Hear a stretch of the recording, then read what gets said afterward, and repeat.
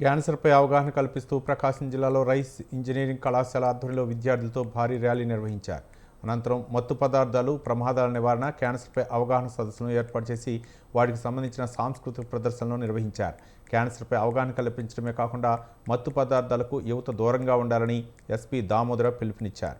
Road ప్రమాదాల్లో సంభవిస్తున్న మరణాల్లో helmet లేకపోవడమే ప్రధాన కారణమని, ప్రతి ఒక్కరూ టూ వీలర్పై ప్రయాణించేటప్పుడు హెల్మెట్ను వాడాలని సూచించారు.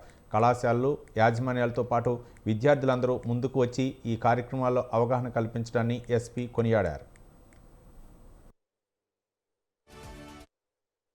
క్యాన్సర్ మీద ముఖ్యంగా స్త్రీలకి అవగాహన కార్యక్రమం కల్పించడం, అలాగే డ్రగ్స్ వాడడం వల్ల, అలాగే గాంజా వాడడం వల్ల యూత్కి ఎటువంటి ఇబ్బంది పడుతున్నారు, అలాగే వాళ్ళ లైఫ్ ఏ విధంగా ఇబ్బంది పడుతుంది దాన్ని తెలియజేయడానికి, అలాగే హెల్మెట్ వాడకపోతే చనిపోతున్నారు యాక్సిడెంట్లో, వాళ్ళ ఫ్యామిలీలంతా కూడా చాలా ఇబ్బందికరమైనటువంటి పరిస్థితుల్లోకి నెట్టివేయబడుతున్నారు. ఈ మూడింటి గురించి కూడా ఈరోజు ఒక అవగాహన కార్యక్రమాన్ని, అలాగే దాంట్లో భాగంగా 5 కిలోమీటర్స్ రన్ కూడా, బైక్ రన్ కూడా మనం కండక్ట్ చేసుకోవడం జరిగింది.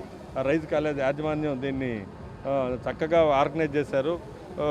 ప్రజల్లో అవగాహన కల్పించడానికి వాళ్ళు ముందుకు రావడం వల్ల ఆ టీంకి, అలాగే టెక్ బుల్స్, అలాగే ముఖ్యంగా Bharat and team, Krishnasai college groups and rise college యాజమాన్యానికి మరొకసారి మా తరఫున అభినందనలు. సో